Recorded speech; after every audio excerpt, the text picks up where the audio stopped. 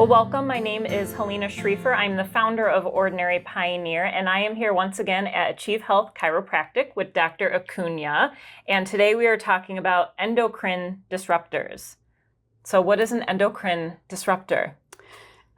Big topic. Endocrine disruptors are chemicals, molds, mycotoxins that mimic hormones in our body.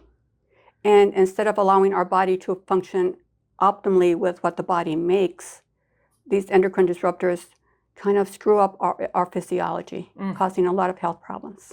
And hormones is a huge topic, especially for women that I talk to, where our hormones are out of balance, you know, where our cycles are off, we're experiencing infertility. What are some of the things that you're seeing around the clinic that may be attributed to endocrine disruptors?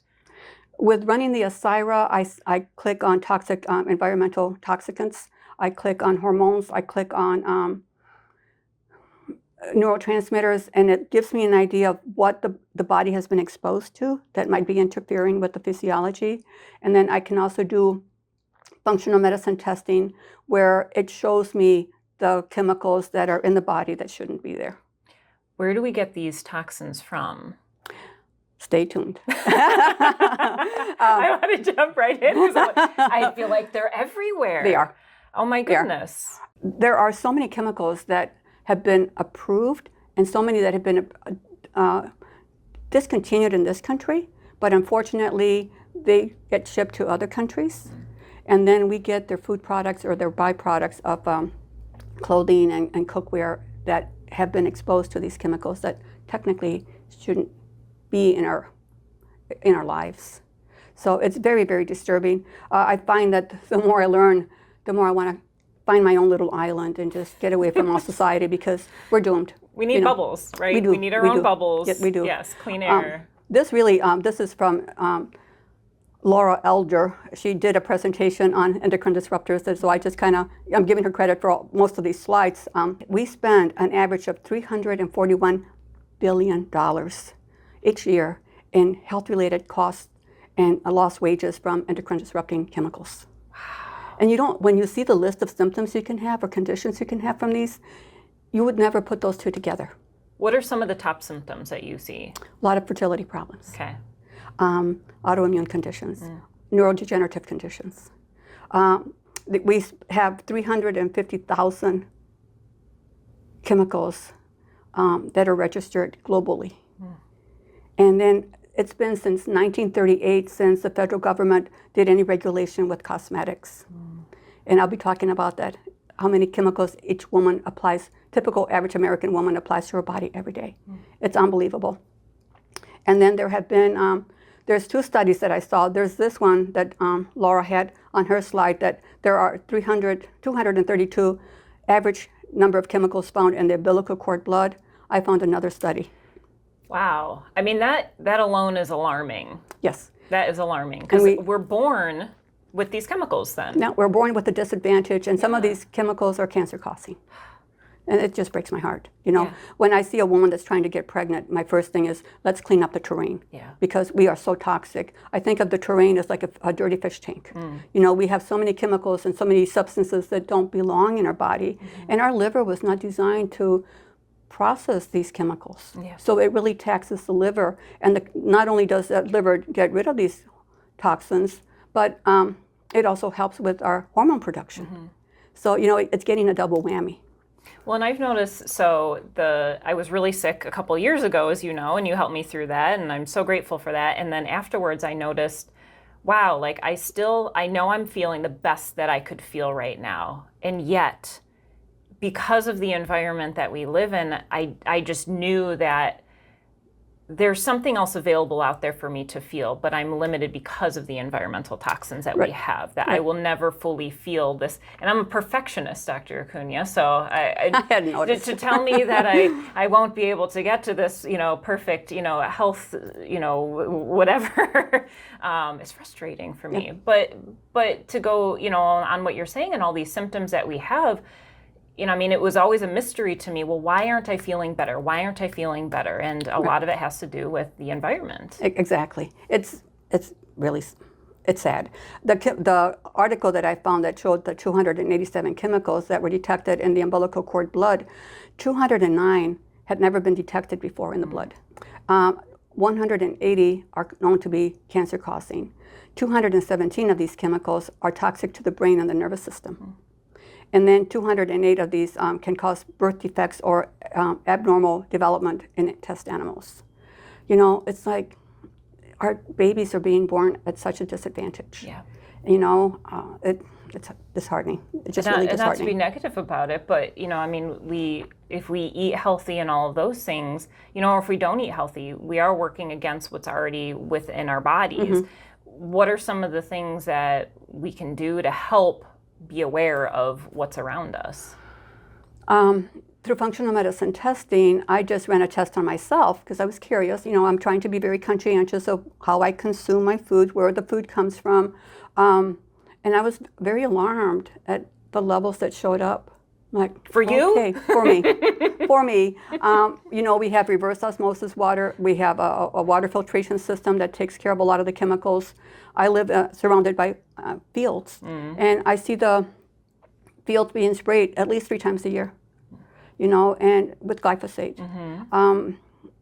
So it's like I try to keep the house all closed up on those days. I hear there's a bumblebee yellow sprayer, a plane that sprays the fields, you know, in the fall to desiccate the plants so that they can process their crops earlier.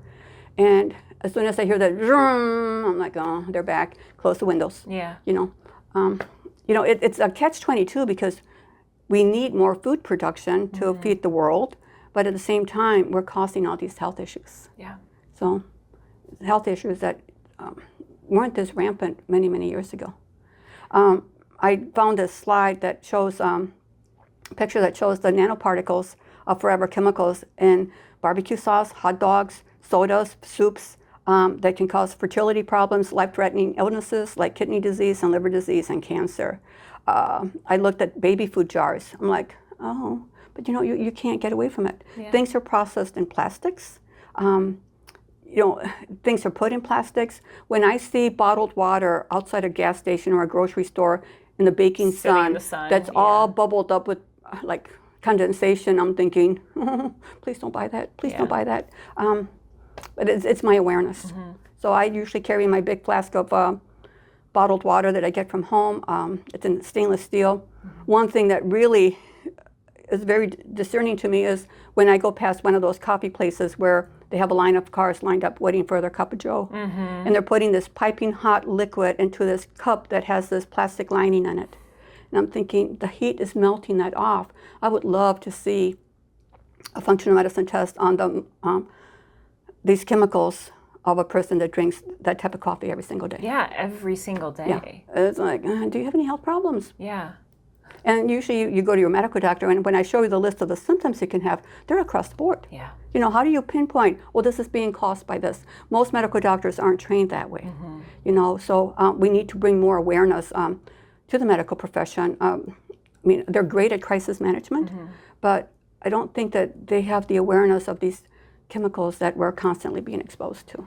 Yeah, and with and a couple of the students that I talk to that have different autoimmune disorders or different mystery symptoms, you know, I'm sure if they went to their doctor and said, hey, can we test our, you know, environmental toxins or forever chemicals? They probably don't know that it's available. Yeah. But, you know, they might do a hair analysis and it's going to check for some things, but it doesn't check for some of these chemicals. And speaking about conditions you can have, environmental chemical exposure is linked to hormonal imbalance, insulin resistance, weight gain, type 2 diabetes, obesity. I was learning from Laura that when the chemicals, these forever chemicals get into your fat cells, they cause the fat cells to become enlarged. And so they're storing these forever chemicals and they don't want to let go.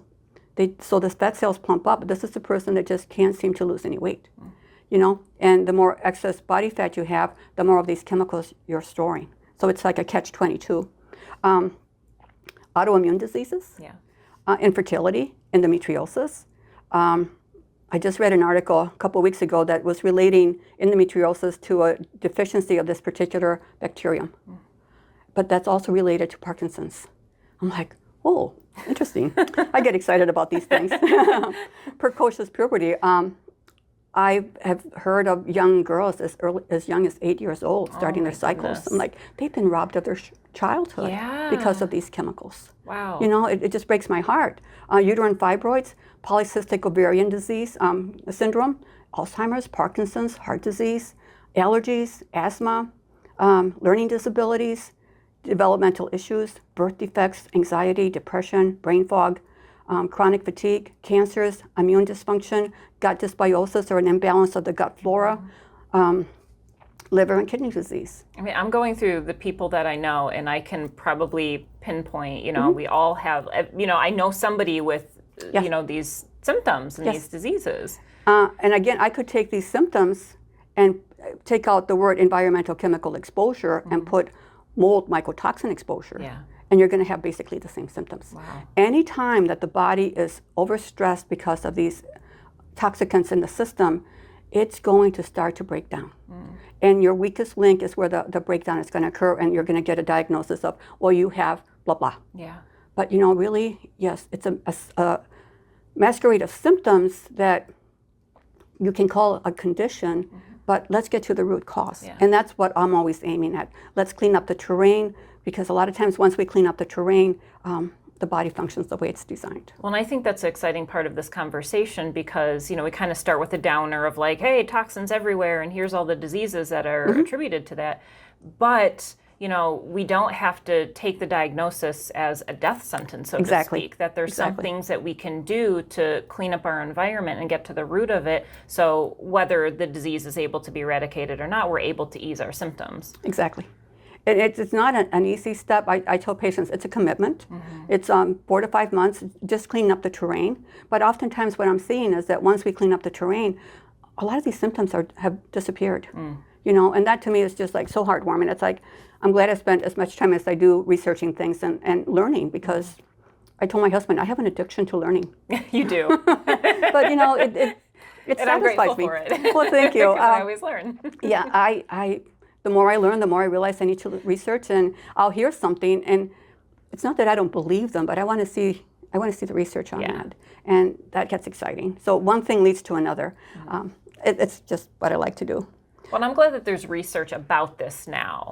And so check out, I mean, don't take our word for it, look at the research, but this information is out there. It's not like this is a secret that there's toxins in the environment. So, you know, hopefully this is awakening us all to really start to look at what are some of the exposures that we have so we can make some positive shifts. The interesting thing is that a lot of these articles come from the NIH. Okay. Institute of Health. Yeah. You know, it's like, but you know, it's too much. It's overwhelming, and I'm sure unless you have a photographic memory and have nothing else better to do with your time, it's overwhelming. There's just too much, and for everything that you find that this is causing, you're going to have the rebuttal of no, it doesn't. And that does get confusing. It does, but you have to really look at the research. Sometimes they show you a sentence where it was flawed, but you read deeper, and they didn't show you this down here, because then that would discredit this statement. Yeah. But it's in the paper. It's in the same paper. Yeah. Mind-boggling. There are over 1,400 endocrine disrupting compounds that have been identified. We're exposed to these endocrine disrupting hormones compounds every single day. Very low doses of some of these can be very impactful on your health. And I like this, where Laura put down exposure to multiple environmental disrupting chemicals can be additive, like 1 + 1 = 2, but sometimes 1 + 1 = 3. And the problem there is that a lot of times a chemical has been studied on its own, so you know the impact of that, but it hasn't been studied with other compounds. So the combination of them is creating more problems. A soup of disrupting chemicals within our body. Exactly. And I find that, you know, when I look at a label on a product, I get excited because it'll say all natural. So I look at the ingredients. If you have to be a chemist to understand the ingredients, put it back on the shelf. I really don't need it. You know, it's like, no. I don't want my body to be that chemistry lab, you know, to find out, oh yeah, this caused this or this caused that. There's enough problems already. So that was kind of disrupting. The endocrine system involves in the brain, the pineal gland, which regulates our sleep, the hypothalamus that governs the pituitary gland.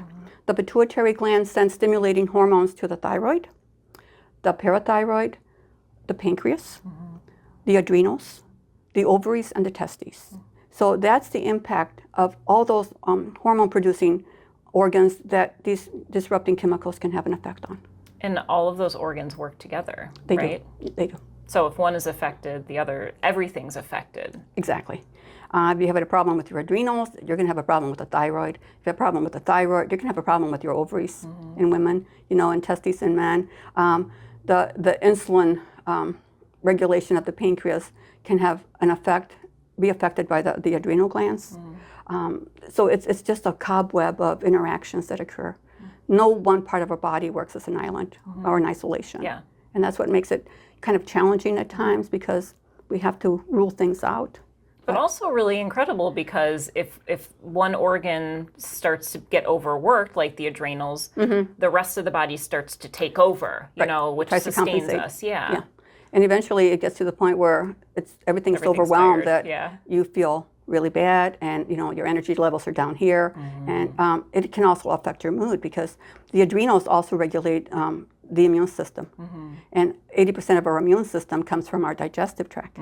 So if the digestive tract gets involved, that just affected your neurotransmitters. So now you're going to have that brain fog, that low moods, feeling depressed, feeling out of sorts. Fix the gut. Yeah. Fix the gut. And sometimes we have to go back to the adrenals. And the problem with these endocrine disrupting chemicals and pesticides is that they act as on your cells, you have these receptors. They're kind of like a lock and key mechanism.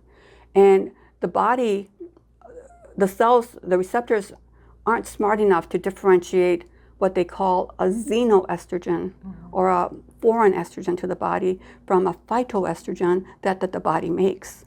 So when you have a foreign estrogen come in and hook onto that receptor, it doesn't allow that receptor to function optimally. And that's how we can end up with some of these reproductive organ issues.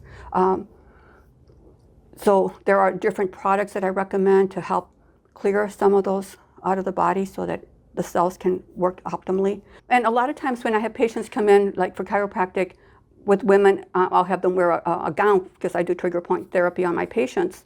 And oftentimes I'll see a lot of these cherry angiomas. They're little red blood blisters on their back. And that concerns me because to me that's a sign of estrogen dominance. Not the estrogen your body makes again, it's the foreign estrogens, the xenoestrogens that from these chemicals that we're exposed to. And I remember years ago I had a patient come in whose back was covered with these cherry angiomas. And then I looked at her fingernails and she had all these white spots on them. And looking at her fingernails closer, she had no moons on her fingernails. I had just gotten back from a seminar in Chicago where they talked about estrogen dominance.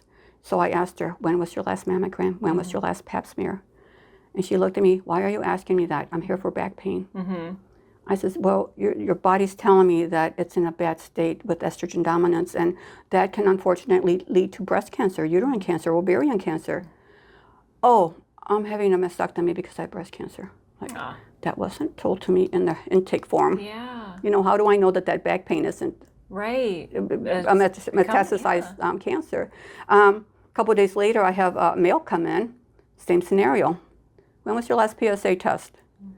Why are you asking me that when I came in with back pain? And I explained things to him because I saw the same scenario, the white specks on the fingernails, no moons, and hundreds of these cherry angiomas. He says, I had my prostate removed 2 years ago because of prostate cancer. I'm like, dang, this doctor was right. Which is incredible because the body, the surface of the body is giving us signs that something inside is out of balance. Exactly. So when we can see these clues, we can, first of being aware of what the clues are, then we're able to do something about it. And I had one patient say, oh, my doctor said those are aging spots. Can't it's argue like when with the that. doctors used to say I had growing pains, and I'm like, oh, I still must have growing pains because my knees are still achy. These things happen. And well, as we get older, it's a throwaway statement. As we get older, we accumulate more of these, compounds in our body. So yes, it is part of the. True. And then I had one patient whose doctor was burning them off. I'm like, oh my God. Oh. Okay, not my field, but you know, I would do things differently. Yeah. Yeah. So the impact on women's health as with these endocrine disrupting chemicals is breast cancer, early menopause, polycystic ovarian syndrome, endometriosis, irregular menstrual cycles. You know, so many times women come in and you know their cycles are all over the page. Like let's look at this. And there can be so many other factors. Yeah. But you know we start ruling out, and it's like, okay, this is the only thing we haven't ruled out yet. Let's go there. Yeah. And I look at their histories and I look at what they're consuming, and sometimes it's like, okay, let's start there. Yeah. And again, cleaning out the terrain makes a tremendous difference. I do have products that help pull these chemicals out of the body. They're not the cheapest in the world, but neither is, it's cheaper than chemo. Yeah. And going through the hardships of the emotional stress of a detrimental condition that affects not only you, but your family, but your loved ones. And I imagine going this route too, there's less side effects than Oh, if you absolutely. like if you had chemo. Yeah, You know. absolutely, yes. So these are some of the chemicals that they found in the umbilical cord blood. They will be posted. There's a lot. And then again, exposure to these chemicals decreases your chances of becoming fertile. It increases the risk of miscarriage, diminishes ovarian reserve. Women are born with the number of eggs that they're ever going to have.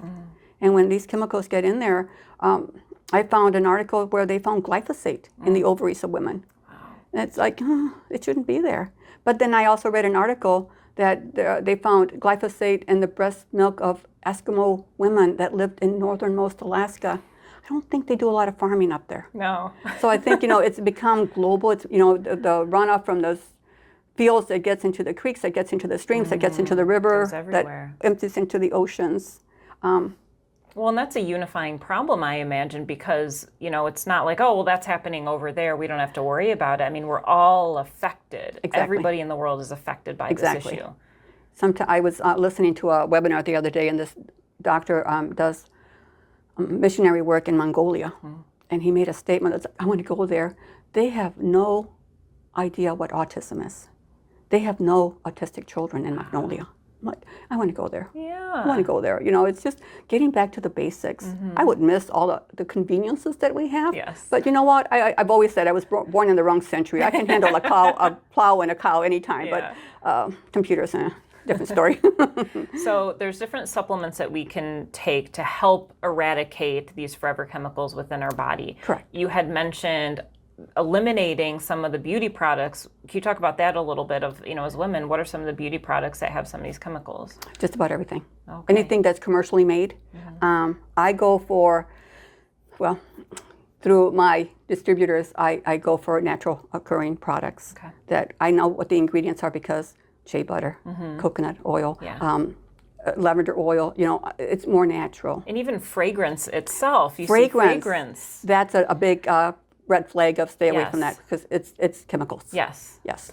I've gone to laundry detergent. I have a formula for making my own. I'm not sure if my HE washer can handle the borax, but I don't use fabric softeners anymore. I use vinegar. That helps my front loader washer not get that musty smell. It gets all the residue of the soaps out. And then the fabric softener, I use those wool balls, and I add a couple drops of lavender.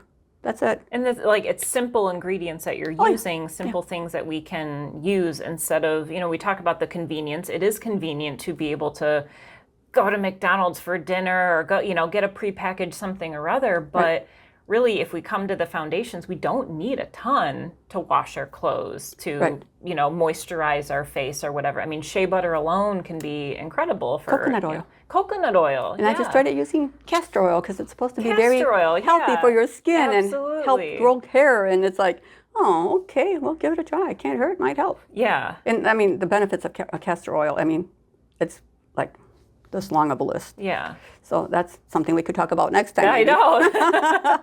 Yeah, and this I found very interesting that men today are producing half the sperm that their grandfathers produced because of the impact of these chemicals in the body. So, you know, you see a couple that's trying to start a family and they're having a difficult time. Yeah. Let's clean things up a little bit, you know. So what are some simple things that we can do to help eliminate the toxins that are in our body and also prevent new chemicals from coming in? Well, there's a lot of things we can do. First of all, filter your water. Okay.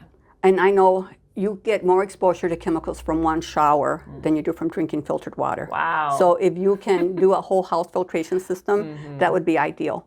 It's in the soil, unfortunately. Stay away from stain and water repellent clothing because it's chemicals. Shampoos, look at the ingredients. Makeup, dental floss of all things. Wow. You know, I have an organic dental floss here with neem that they put on there. Makeup, you know, do we really need that much makeup? I don't think so. Fast food wrappers, and there's a restaurant in Perrysburg that I don't mind ordering from because the food comes in a cardboard box, and their straws are made out of paper, and their flatware, plasticware, it's disposable. You know, it's going to break down. I'm like, that I'll support them. Yeah. You know, but you go to like a franchise restaurant, like you know, all the stuff is lined with the plastic so that the grease doesn't soak through the French fries and the hamburger. And so not only is the food incorporating toxins into your meal, but the wrapper. Yeah. Paint. You know, women get excited about, they find out the sex of their baby and they're getting the nursery ready. That's the worst time to be painting when you're pregnant. And then when you bring the newborn home, it's like, oh, you know, we're in a catch-22. Yeah. You know, another thing is stain-resistant furniture and carpeting. Stay away from, you know, like some of the chemical facilities. You know, it's hard because you want to be in a group, in a community. But, you know, if you go outside the community, you're going to have all the chemicals that the farmers are spraying on the field. Yeah. So where is the safe haven? Yeah. It's difficult. I think if you minimize, that would be the best thing. Look at your cookware. Okay. There are so many products out there. If you have any Teflon coated stuff, please get rid of it. Please, I beg you. And I don't like even, you know, they have all these different cooks out there that have chefs that have their own cookware. It's all stick resistant. The nonstick, yeah. I like my cast iron, stainless steel, glass, and Corning. Yeah. And for my, and that's all you need. I mean, you really don't need, and you know how to cook with it. You learn how to cook with, like the stainless steel pans. Once I learned to cook with it, I was like, oh, this is great. Yeah, and cast iron, you know, things tend to stick. I take oil, from olive oil or avocado oil, and I smear it on the cooking surface, and then I take a little bit of butter. Nothing sticks. You know, so you don't need a nonstick pan, honestly. Fish, you know, I see all these chemicals that get dumped into our water supply, into the rivers, and I'm like, and then they have the sewage fields, you know, the water treatment plants, excuse me, not sewage, along the rivers, and it's like, I noticed driving from Perrysburg that the treatment plant there, the water never freezes along that area where they have the treatment plant, but it freezes north of it and south of it. Interesting. But not there. Very interesting. Okay, so we're going to be eating that fish? Yeah. Okay, I can help you. And then cleaning supplies, because a lot of them have fragrances in them, and they can be so toxic. And dust, because, you know, things precipitate out of our furniture, our clothing, so the dust can become an issue also. I'm going to give a shout out to Just Toledo, who's located downtown Toledo. They have all natural products that they use. They make them in-house, and I mean, chemical free. They do a fill-up station, so they make a big batch of it. You can bring your glass jars and fill wonderful. it up. So to give them a shout out, check your local neighborhood to see if there's any place like that, or do a simple Google search to see, well, how can I make cleaning products? We don't need all the chemicals that are in there. You know, I use baking soda and vinegar for majority of, you know, throw some essential oils in there. That's the majority of my cleaning. It doesn't have to be complicated. Yeah. Stay away from anything that contains the word fluoro, F-L-U-R-O-O, R-O, or perfluoro, because these are the chemicals that are forever. Again, try a reverse osmosis filtration system. Any step that you take to minimize is a step in the right direction, as opposed to doing nothing. Yeah. So getting rid of some of these things can help. What are some of the foods, we'll start with foods, that we can eat, or different herbs that we can incorporate to help our system clear out some of this? Great question. Thank you. The cruciferous vegetables, cauliflower, broccoli, kale, they have a compounds in there, sulforaphane, that's going to help pull out some of this excess estrogens out of your system. Cilantro, you know, it's a wonderful metal chelator. It's going to pull out those heavy chemicals, metals out of your system. Nature has provided so many things for us, and yet, you know, we're the oddballs. Yeah. Because, you know, We don't you're always eating go what? to nature first. Yeah, there's a lot of things out there that are so beneficial for our health. Well, these tests seem important to give us a framework as to where are we right now. So that way we can start getting a direction as to what are some of the chemicals that we are dealing with, what's attributing to them, and then what can we do about it on the other end by changing our diet, eating our broccoli, and then incorporating different herbs. Organic broccoli. Organic broccoli. Because if it's sprayed with these chemicals, then you're just reintroducing. That's such an important word. And if you, the EWG puts out the Dirty Dozen and the Clean 15 list, so that's something that I go to. They put it out, the Environmental Working Group, they put it out every single year, so you can look up the one for 2024. And these are like strawberries, all berries, we'll say, all berries have some sort of a pesticide still in them, even, you know, washing and all of that. So so check that out. That's an easy way to do. And Dr. Acuna, thank you so much for sharing all of this information with us. I appreciate helping get the word out about some of the simple things that we can do. You know, it's not a lost cause, you know, despite of how we started the conversation, there are simple things that we can do to help ourselves, to help our families, and to help educate our family too at some of the things that can help us feel a little bit better. And just remind us, how can we learn more about Achieve Health Chiropractic?